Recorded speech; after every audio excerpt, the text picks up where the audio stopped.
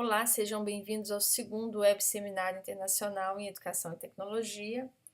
Eu sou a Cirleia Rosa, ex-aluna da FAI UENG, fiz o meu curso de Pedagogia, fiz o meu curso de Ensino, também sou mestre pelo Cefet, terminei meu doutorado pela Universidade Federal aqui no Canadá. Participo de alguns membros de pesquisa também, como o GRIFP, e sou um termo que não existe no Brasil, tecnopedagogo, mas em francês seria l'analyste technopedagogue, numa instituição pré-universitária aqui no Canadá, em Montreal. Para esse evento, bom, primeiro gostaria de agradecer o convite, a organização que está de parabéns aí com esse evento maravilhoso. Essa é a segunda vez que eu participo e organizei dessa vez um mural digital. Então, o endereço dele é padlet.com/Cirleia Rosa 2, segundo em número romanos, WS. Então, esse mural virtual é para a gente trocar ideias, para a gente compartilhar e discutir sobre o que a gente vai trocar e bater papo aqui durante esse tempo que a gente vai passar junto. Gostaria também, e já o fiz, lancei a nossa primeira questão lá no nosso mural virtual, no nosso Padlet, que seria, se o digital fosse a resposta, qual seria a questão? Então, para começar aí, vamos ver o que vocês vão colocar e colaborar lá, e não hesite, fica à vontade, o mural é um espaço nosso. Para começar essa discussão, eu decidi apresentar um artigo, um dossiê que foi publicado em julho desse ano na revista Forbes pelo professor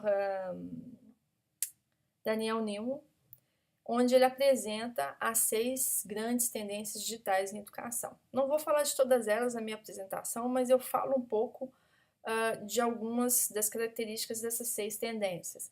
Então, por exemplo, a gente tem a realidade virtual aumentada, a gente tem Cross-on Rise of Device, a gente tem cada vez mais a presença de computadores, de iPads na sala de aula. O aluno hoje, ele não vai mais para o laboratório, então ele já tem todos os devices, todas as máquinas, as ferramentas disponíveis na sala de aula. A gente também vê uma outra tendência internacional na educação, é o redesenho dos espaços de aprendizagem. Então a gente vai verificar isso muito no online, mas também no físico, muito no físico, a gente vai falar disso aqui. A questão da inteligência artificial, muito usada, e a gente conhece a aplicação Siri, então seria como um pouco assim, uma aplicação Siri para a educação, onde tutoriais realmente baseados e programados em inteligência artificial respondem a questões de alunos. A gente tem cada vez mais, já fazem quase 20 anos que eu estou na área da educação, cada vez mais a gente verifica que a aprendizagem ela se personaliza cada vez mais, a gente vai falar mais disso. A gente também passou a conhecer uma outra tendência na área de educação e tecnologia, que são jogos, os games, ou a gamificação. Então a gente vai, eu não vou passar por todos eles, mas vou sublinhar aspectos que estão descritos nessas tendências digitais em educação. A gente vê aqui uma sala de aula bem da era industrial, as cadeiras alinhadas, os alunos um atrás do outro, até a postura muito idêntica com a mão para trás, E hoje, como que é a nossa sala de aula? Então eu gosto muito dessa charge que começa assim, bom, turma, vamos copiar o texto, e tá todo mundo lá conversando, batendo papo, e o professor lá grudado naquele quadro negro com giz, e ele já vou acabar, ok, acabei. Os alunos todos tiram os telefones celulares, os tablets e copia, Então essa geração que está imersa nessa cultura digital, como que a gente está lidando com elas, Como que a gente está ensinando, como a gente está ajudando essa geração a aprender. Nesse âmbito, nas discussões, e que são várias as inovações na sala de aula, eu gostaria muito de falar da tendência das metodologias ativas. Eu coloquei uma frase do Confúcio, que eu gosto muito, que ele diz: o que eu ouço, eu esqueço, o que eu vejo, eu lembro, o que eu faço, eu compreendo. Essa tela eu vou explicar daqui a pouco, é um laboratório do MIT, Instituto de Tecnologia de Massachusetts, e explico para vocês como que o MIT, já na década de 80, 90, decidiu inovar na sala de aula com tecnologia e com métodos ativos de aprendizagem. Quais eram os problemas que levou o MIT a inovar na sala de aula? A gente verifica professores, o contexto são cursos de física, tá? Então, os professores ficavam muito incomodados com a disparidade entre os métodos de ensino tradicional e a maneira com que os alunos aprendem. Então, eles estavam incomodados com aquela situação. Em seguida, eles observaram uma frequência muito baixa nos programas de física na universidade, quase 40, abaixo de 40%. E tinha uma taxa muito alta também de fracasso escolar. Para eles, né, 10% de fracasso escolar é muito. E observaram também que o ensino tradicional, devido à sua natureza passiva, não transmitia bem os conceitos ensinados. Então foi nesse contexto, nessa problemática, que o MIT decidiu inovar na sala de aula e abordar, começar a usar metodologias de aprendizagem ativa. Bom, o que é uma aprendizagem ativa? O que são métodos de aprendizagem ativa? Essa abordagem, essa perspectiva, parte do princípio que o aluno é ativo. Ele não só escuta de maneira passiva, ele é também participante do processo de aprendizagem. Nessa abordagem, a ênfase do ensino é menos na transmissão da informação e mais no desenvolvimento de competências. Tá? Os alunos eles se envolvem em um pensamento elevado de quê? De análise, de síntese e de avaliação. Eles participam de maneira ativa em atividades, por exemplo, em atividades de leitura, discussão, escrita, e há uma maior ênfase que é dada à exploração dos alunos segundo as próprias atitudes deles e valores. Tá? Essa foi uma tradução literal que eu fiz do estudo do trabalho desses autores. Então, a aprendizagem numa sala de aprendizagem dita ativa, ou numa aula onde a gente encontra métodos ativos de aprendizagem, a gente deve encontrar alguns princípios. Quais são esses princípios? Os alunos é que escolhem os recursos com os quais eles querem aprender. Os alunos interagem entre eles para realizar as tarefas. Os alunos demonstram que aprendem através de realizações concretas. Então, esses são alguns princípios. Tá? E, além disso, quer dizer, a aprendizagem ativa, ela envolve os alunos da seguinte maneira: primeiro, fazendo coisas, e segundo, pensando nas coisas que estão fazendo. Nesse universo de inovação da sala de aula, das práticas de ensino voltadas para o ensino ativo, já há mais de 10 anos atrás, Bob, um professor de física da Universidade da Carolina do Norte, é que iniciou esse movimento. Ele começou esse movimento bem antes do MIT. Na verdade, o MIT se inspirou nesse movimento de aprendizagem centralizada no estudante, quer dizer, uma pedagogia em um ambiente colaborativo e tecnológico. Então, aí que está a diferença, é que eu quero chamar a atenção de vocês. Porque a gente pode utilizar abordagens de métodos ativos, mas sem necessariamente ter um ambiente altamente tecnológico. Eu vou explicar isso um pouquinho mais à frente, tá? Nesse movimento pedagógico americano, inovador, que o professor Bob iniciou, ele consistiu em transformar salas de aula combinando novos projetos, pedagogia, tecnologia e enfatizando atividades práticas, interatividade e aprendizagem colaborativa. Também, lembrando como o mesmo exemplo do MIT, todos os dois em contextos de ensino de física, mais ou menos nessa área.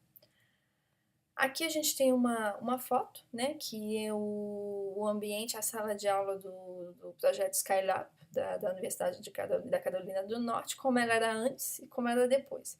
Eu tenho várias observações quanto a esse ambiente com as mesas redondas. Nesse momento eu estou criando ambientes desse tipo e a mesa redonda ocupa muito espaço, mas imagine, gente, isso foi criado há mais de 10 anos atrás. Então, a gente encontra hoje ambientes ainda mais modernos do que esse que a gente está vendo, tá? Então, eu gostaria apenas de chamar a atenção de vocês. A gente vê o projetor e quadros brancos. A gente vê computadores, mas também não vê quadros smartboards ou quadros inteligentes, interativos. Em seguida, a gente tem uma foto do MIT, já em 2007, mais ou menos 2008, com o projeto TEAL, quer dizer, tecnologia e aprendizagem ativa. Então, os dois juntos. Como de maneira harmônica integrar esses dois desafios, essas duas inovações, que são as tecnologias, o que é digital, e abordagens inovadoras baseados em aprendizagem ativa. Então, vocês veem o mesmo desenho que está à direita, é o desenho que a gente vê à esquerda, alunos trabalhando em círculo, todos conectados, a mesa do professor é no centro. Tem modelos, inclusive, que não tem nem a mesa do professor, né? Ele circula com o carrinho, onde tem um mouse e um teclado. Normalmente eles trabalham em grupos de 6, 7, depende. As cadeiras têm rodinhas também, é outra observação extremamente interessante. E nesse ambiente aí você vai encontrar os projetores, na verdade. Não são nem smartboards, são projetores. Os alunos podem trabalhar de maneira independente ou o aluno ou o professor pode fazer a projeção em toda a sala. O que o professor Bob verificou nesse projeto do Skylab como resultado? Ele viu que os alunos aumentaram a capacidade deles na resolução de problemas. Né? Houve uma compreensão mais aprimorada de conceitos, houve uma melhor retenção. Os melhores estudantes também tiveram um efeito mais positivo. Né? O problema inicial, que era a alta taxa de abandono, também foi minimizada, no caso, ainda mais no caso de meninas e de minorias, por exemplo. Existem outros resultados, mas eu só fiz um resumo aí para vocês. Por curiosidade, eu peguei o mapa que está disponível no site. Se você digitar Skylab, Professor Bob, Universidade de Carolina do Norte, você vai encontrar o mapa. Então, essas são as instituições de ensino superior e também colégios ou pré-universitários no mundo que adotaram o projeto Skylab. No Brasil, tem algumas universidades, a maioria delas que eu olhei são privadas, quase todas. E aqui onde eu estou, na América do Norte, tem muita escola e universidade que utiliza essa metodologia. A gente falou de universidade, né? A gente falou de cursos em física, né? Eletromagnetismo, etc. E eu fui visitar uma escola pré-universitária, que tem um ambiente mais de ensino médio passando para a universidade. E fui conhecer a professora Alice, Elizabeth Charles, que é uma fofura de pessoas, estive com ela 2 semanas, e o professor Cris também, que trabalham, são professores e pesquisadores. A professora Alice tem uma cadeira de pesquisa ligada à pedagogia ativa e tecnologia em ambientes sociotécnicos. E existe um artigo, uma pesquisa, onde ela verificou a adoção de ambientes sociotecnológicos como motor de mudança educacional. Então, ela verificou os efeitos, né, do tipo de pedagogia utilizada e o ambiente físico na aprendizagem de conceitos em estudantes de ciências. A gente está falando de ciências. Eu li muito antes de visitá-la e dei um curso à distância também recentemente para o Brasil, numa pós-graduação de educação à distância sobre métodos ativos de aprendizagem, e nesse momento eu estou remodelizando 75 classes na escola, onde estou revendo toda a instalação informática, então por isso também que eu fui visitá-la, ela e o Cris. Então eu fui no Colégio Dawson e estive nessa sala. É fantástico, assim, é super legal, sabe? Essa sala foi implantada em 2013 ou 2014, se eu não me engano. Eles têm 3 salas que eles chamam de high-tech e 2 salas que eles chamam de low-tech. Então, nessa sala, para vocês terem uma observação, o ponto vermelho no desenho é o ponto do professor. Ele não tem uma mesa, mas ele tem o teclado e o mouse que circula numa mesinha com ele durante toda a sala. Na frente dessa cruzinha vermelha é o quadro dele, né? Ou seja, é o quadro inteligente dele, ou seja, é o computador dele, e todas as salas, todas as outras mesas, né, São 6 mesas, tem cada uma delas um smartboard, um quadro inteligente. Então o professor tem o dele e os outros alunos também. Então o professor pode projetar a tela dele em todas as outras telas, cada aluno pode trabalhar de maneira independente, e em cada mesa o aluno, você verifica um mouse e um teclado também, onde as equipes trabalham diretamente no smartboard. E se vocês observarem também, o design dessa mesa é muito, extremamente interessante, porque se eu estou sentada mais na ponta da mesa e preciso ver o quadro, eu não preciso fazer com que a pessoa da minha direita, por exemplo, se afaste para que eu possa ter uma visão do quadro, porque a mesa está meio que na diagonal. Então todos têm uma vista livre para o quadro. E o professor também consegue circular muito tranquilamente nessa sala. Pela foto não dá para perceber, mas é uma sala pequena e grande. Os espaços foram todos bem pensados. Então tem acho muito interessante. Conversei muito com a professora, com o Cris, e algumas perguntas que eu levantei que eu acho relevante falar com vocês é que por que funciona com eles, sabe? Funciona porque eles criaram uma cadeira de pesquisa dentro do colégio, pediram financiamento de pesquisa e também criaram comunidade de aprendizagem. Então, toda sexta-feira até hoje, mesmo os novos professores se reúnem para compartilhar experiências sobre o uso desse espaço. O espaço que não é high-tech, como esse que a gente está vendo na imagem, é o espaço low-tech, não tem quadros inteligentes, tem quadros brancos. Mas o design das mesas é o mesmo, mas só não tem os quadros digitais. E o aluno trabalha com computador ou sem computador. São classes que a gente chama de low-tech. Nesse artigo, que se chama Adoção de Ambientes Sociotecnológicos como Motor de Mudança Educacional, a professora Liz ela verificou 2 tipos de pedagogia que foram analisados: a pedagogia ativa, centrada no aluno, né, atividades que se aproximam do problema, e verificou também o tipo de pedagogia utilizado no ensino tradicional.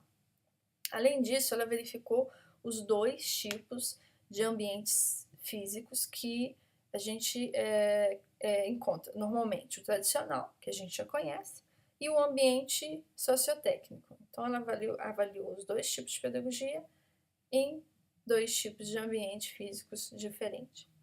Quais foram os resultados? Muito interessante, gente, muito interessante. A pedagogia ativa centrada no aluno favorece significativamente, de maneira significativa, a aprendizagem conceitual. E isso independe do tipo de ambiente físico. Então, vou mostrar para vocês.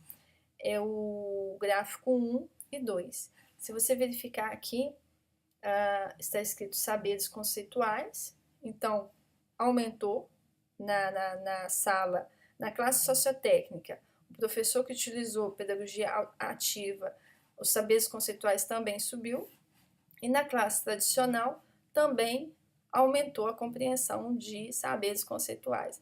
Então, ou seja, independente do ambiente físico, o uso de uma pedagogia ativa favorece a aprendizagem conceitual, seja ela na classe tradicional ou seja ela numa classe, digamos, high-tech, com bastante tecnologia. No segundo slide, ela chegou à seguinte conclusão, que a classe sociotécnica, que é essa aqui que eu estou passando o mouse, não melhora por si só a aprendizagem, mas quando combinada com a pedagogia ativa, centrada no aluno, facilita uma melhor, né, aprendizagem conceitual. Então, é a barra 1. Né? Então, o ambiente não, por si só, não facilita a aprendizagem conceitual, mas o ambiente sociotécnico, rico em tecnologia digital, combinado com a pedagogia ativa, favorece, né, é a barra 1 aqui, muito a aprendizagem conceitual.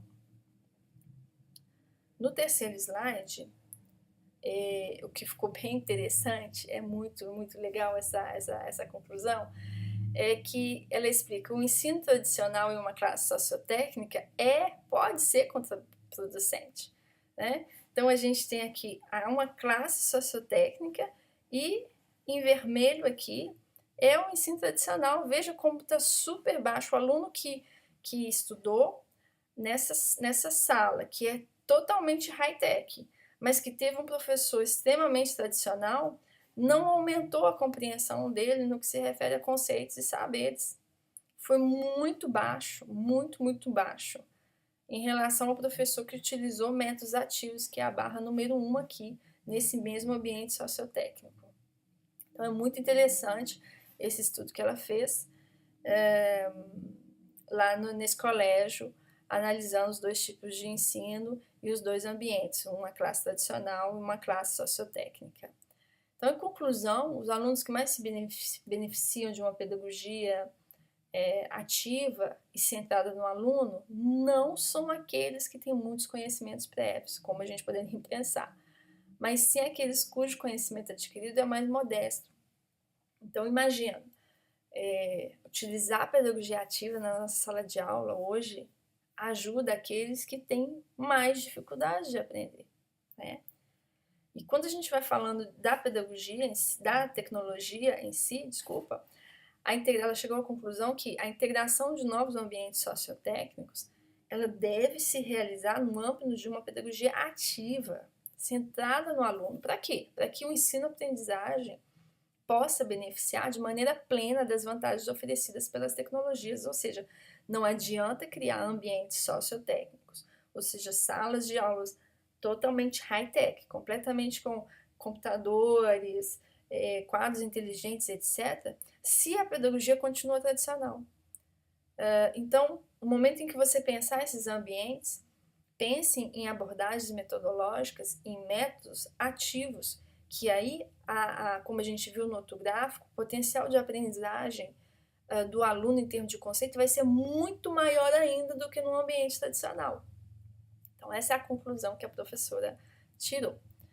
Separei para vocês alguma foto, né? Ai, lá no fundo tá a neve. Eu queria ter feito o vídeo com a neve, porque já começou a nevar ontem, mas está anoitecendo muito rápido e não foi possível. Mas dá pra gente ver que lá no fundo tem bastante neve. Essa é uma classe pré-universitária, que a gente chama de classe flexível, desculpa. Às vezes enrolo o português com o francês. Por quê? Flexível. Por quê? Porque não é high-tech, não tem computador, não tem quadro inteligente, estão vendo lá a tela de projeção, mas é uma classe em que você já pode aumentar o potencial de aprendizagem do aluno em termos de conceitos, porque você pode pensar o espaço de maneira diferente. Né? Então, é um espaço mais flexível, as cadeiras têm rodinhas, você pode organizar as mesas diferentemente, você pode ter quadros e telas de projeção, quadros brancos, inclusive, em todas as 4 paredes da sala. Então, o professor não precisa estar na frente, ele pode estar no meio, você pode fazer atividades diversas. Então, o que a gente chama de classe flexível. Ou seja, não é uma classe high-tech, mas a abordagem utilizada nela é uma abordagem ativa. A gente tem um outro exemplo aqui também, não é uma classe high-tech, mas são espaços de trabalho colaborativos, motivadores, que facilitam a comunicação, facilitam a interação da parte do aluno. Então, essa participação, justamente, essa motivação e essa colaboração, a reflexão que a Elizabeth faz é que o design e a tecnologia de novos laboratórios pode ajudar o professor a ensinar de maneira mais efetiva o conteúdo de suas aulas e incentivar os alunos a participarem mais e a melhor colaborarem. Então, quando você pensa a tecnologia, pensa no design da sala de aula e pensa também na metodologia.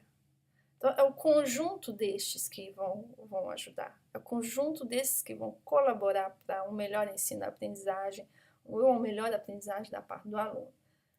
Sobre o ensino da parte do professor, eu vou falar daqui a pouquinho. Coloquei mais outros modelos, né? O MIT que a gente já viu, o Colégio Jansi, Vanier também, a McGill University. Todos eles têm bastante tecnologia, então eu não diria que é uma classe flexível, é mais uma classe high-tech, tá? As universidades e os colégios, elas não reproduzem esse espaço em todas as salas, normalmente tem um número limitado de salas como essas, porque senão há uma personalização muito grande e vocês sabem, como vocês sabem, tem um processo de implantação, tem um processo de maturação da parte do professor, tem um processo de formação dos professores. Então, é um movimento que, por exemplo, aqui em Quebec começou em 2012, se eu não me engano, 2011, né? Mais de 2008. Então, assim, já tem alguns anos que várias escolas, já utilizam pedagogia ativa em ambientes high-tech, low-tech, ou mesmo salas flexíveis. Aqui, aquela mesma sala que eu mostrei do Dawson, as mesas, a gente pode ter uma visão mais próxima das mesas, as cadeiras são extremamente confortáveis, e o Smartboard. Smartboard, gente, quadro inteligente, a gente não vai usar mais, praticamente, assim.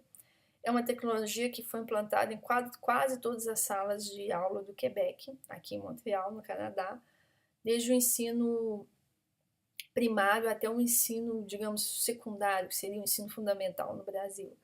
É uma tecnologia extremamente cara e a gente não houve um uso em massa dos quadros inteligentes e a tendência agora é a gente usar projetores interativos nas salas de aulas e existe um outro nível de interação que é uma empresa que ainda não existe aqui, que são quadros extremamente interativos que eu posso falar com vocês lá no nosso espaço de discussão virtual. Então me lembrem de me perguntar qual é a empresa, qual é a nova geração de quadros interativos. Vou falar com vocês lá com muito prazer no nosso quadro virtual. Aqui uma outra imagem, por exemplo. Essa aí já tem mais cara de laboratório, né? Não tem um quadro inteligente, mas o que eu acho bacana? Que você pode colocar uma TV. A TV ela funciona muito bem, ela vive muito bem, ela é durável, sabe? E além disso, a qualidade de imagem é muito bacana. E às vezes bem mais barato. E com a TV, o que você pode observar também, que você pode utilizar a Apple TV e fazer a integração do teu telefone inteligente ou do teu iPad e projetar na TV, ao invés de projetar no projetor tradicional. A qualidade de uma aplicação na TV ela é muito maior, sabe? Porque o projetor ainda, no modelo antigo, você tem muito reflexo e muita luz. Nos novos modelos, que são os modelos de projetor curto focal, você tem menos luz e menos reflexo. Bom, a gente falou muito da abordagem, tecnologia, classe high-tech, low-tech, mas bom, professora, quais os métodos eu utilizo se eu quero utilizar uma abordagem ativa de ensino? Bom, a gente conhece a aprendizagem por problemas, que é o PBL, extremamente usado seja no ensino presencial ou à distância. A gente tem a aprendizagem entre pares, onde um ensina o conceito para o outro a partir do ponto de vista próprio. A gente tem a aprendizagem por projetos, por tema, uma abordagem muito socioconstrutivista. E não vou falar de todos eles, mas vou falar de um que tem sido muito discutido, inclusive no Brasil, pelo professor Mazur, que é a sala de aula invertida. Vou dar detalhes sobre a sala de aula invertida, mas antes vou falar desse quadro que eu achei bastante interessante, que foi realizado pela professores da Universidade de Michigan, onde eles explicam, né, quais são os métodos do mais simples ao mais complexo, que você pode utilizar quando você quer pensar um ensino de maneira ativa. Então a gente conhece vários aí, por exemplo, estudos de caso, brainstorming, avaliação entre pares, jogos de papéis, né? Visitas, fóruns. O que eu gosto de ressaltar nesse espectro, né, de técnicas e de métodos utilizados numa abordagem ativa de ensino, aprendizagem, é que quanto mais complexo ele é, maior é a possibilidade do aluno aprender mais. Mas também mais trabalho tem o professor. Quanto mais complexo é o método, mais trabalho tem o professor no planejamento, mais o professor trabalha mais, digamos, e mais ele planeja. Mas também ele tem um resultado maior no ensino. Então, o que a gente tem que refletir na sala de aula é o que eu quero ser. Eu quero ser um professor preguiçoso, que usa um método mais simples, eu quero ser um professor mais inovador, que utiliza métodos mais complexos. Você não é obrigado a utilizar todos, mas existem vários que a gente já usa muito e outros que a gente não usa ainda e outros que eu acredito que vocês nunca ouviram falar, que valem a pena conhecer. Por que eu escolhi a classe invertida? Porque eu falo classe invertida, mas é a aula invertida, né? Que me parece que é o que mais está sendo discutido no Brasil. E também aqui, né? Todos os outros métodos a gente já conhece, mas a sala de aula invertida ela está sendo mais popularizada. Então eu gosto muito de chamar a atenção, por exemplo, aqui. O que é a aula invertida? A aula invertida, no antes, os professores, os estudantes se preparam, estudando para as atividades em sala. Quer dizer, o que seria essa preparação? É como se eu, enquanto professor, eu vou anunciar o que eu vou ensinar na próxima aula, mas eu envio para o aluno atividades, conteúdo, que pode ter as formas mais diversas. Pode ser um vídeo, pode ser um texto, pode ser um exercício, um teste online. Eu vou introduzir o assunto e o aluno vai estudar, ele vai se preparar para que quando ele chegar na sala de aula, no momento em que eu vou apresentar o conteúdo, os conceitos sejam realmente aprendidos, ou seja, eles sejam realmente bem fundamentados, bem entendidos pelo aluno. E depois, quando o aluno volta para casa, ou mesmo no outro momento de tutorado, por exemplo, de acompanhamento, o aluno vai revisar aquele conteúdo, mas ele vai ir mais longe em termos do que ele aprendeu. Então, é como se fosse um ciclo. Eu gosto muito de falar, quer dizer, a sala de aula tradicional, quando a gente pensa ela tem muita leitura e muita explicação da parte do professor, é muito magistral e com pouco tempo de exercício. A gente viu o aluno para casa e fala, faz o exercício para casa. Pai e mãe já não aguenta mais para casa, gente. Se você der para casa para um aluno que não tem condição e apoio do pai e da mãe para fazer o para casa em casa, você está prejudicando esse aluno ao invés de ajudá-lo. Então, muito cuidado com os para-casas, depende do contexto em que você vive, do contexto da escola que você atua. Quando a gente fala da sala de aula invertida, você tem a realização de atividades e exercícios em grupo e você tem o atendimento personalizado do professor. Vou correr aqui por causa do nosso horário, é vídeo virtual, né, gente? Mas tem minuto também, né? A sala de aula invertida não é sinônimo de vídeos online, não é a substituição do professor por vídeos, não é um curso online, não é alunos que estudam sem estrutura de supervisão, não é alunos que passam toda a aula olhando para a tela do computador, tá? Não é alunos que trabalham de maneira isolada. O que é aula invertida? É aumentar a interação e o tempo de contato personalizado entre alunos e professores. Os alunos possuem a responsabilidade pela sua própria aprendizagem, o professor é mediador, tem uma mistura entre instrução, o ensino magistral com aprendizagem construtivista, a gente vê sim, tem muita coisa boa no tradicional. Os alunos, se eles precisam estar ausentes por motivo de doença ou outro, eles não ficam com a matéria atrasada, porque o conteúdo é arquivado permanente para revisão ou correção.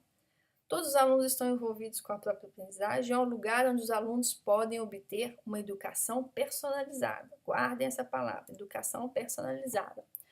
E eu gosto sempre de frisar que essa questão da tecnologia, chamar a atenção de vocês da questão da tecnologia e da pedagogia, é que um ensino eficaz com tecnologia é um ensino eficaz com qualquer outro meio. Não é a tecnologia que vai fazer com que o aluno aprenda mais ou menos. Porque, como a gente viu lá na pesquisa da Liz, o uso de tecnologia no ambiente tradicional é contraproducente. Né? Então, atenção para a ferramenta que você usa e a metodologia que você adota. Bom, mas, professora, como que eu vou inovar, né? Como não jogar o bebê fora junto com a água do banho? Esse é sempre um desafio, né? O Seymour Papert, que foi um pai, né, da área da informática e educação, que começou com as primeiras linguagens de programação com aquela famosa tartaruga, que eu ensinei muito aí, que faleceu o ano passado. Ele chama a atenção que o melhor professor é também aluno. Considere que continuar a aprender faz parte da descrição do seu trabalho. E Por curiosidade, além de chamar a atenção de vocês para a questão da formação contínua do professor, eu fui verificar os estudos e os vídeos, as leituras do Ken Robson. Ele é um dos especialistas em educação internacional, um dos maiores especialistas em educação internacional do mundo, e ele levanta os 3 pontos comuns que ele identificou nos melhores sistemas de ensino do mundo. Primeiro, a personalização da aprendizagem. Segundo, a profissionalização dos professores. Terceiro, a responsabilidade e autonomia das instituições educacionais. Então, gente, para a gente pensar uma sala de aula hoje, é importante você ter voz, que o aluno tenha voz, que ele tenha escolha, que haja um tempo de reflexão, que haja momentos para inovar. É necessário um pensamento crítico, é necessário nessa sala de aula caçadores e solucionadores de problemas, autoavaliação sempre, eu gosto muito da autoavaliação, da avaliação por pares também, e aprendizagens conectadas. Então esse é o recado que eu tenho para vocês. Estou esperando vocês lá no nosso mural, com muito prazer, lá no padre.com, Cirleia 2, em algarismo romano, WS. E muito obrigada por estar aí me ouvindo, muito obrigada pela presença, e a gente continua no virtual durante a semana, tá? Um grande beijo. Tchau.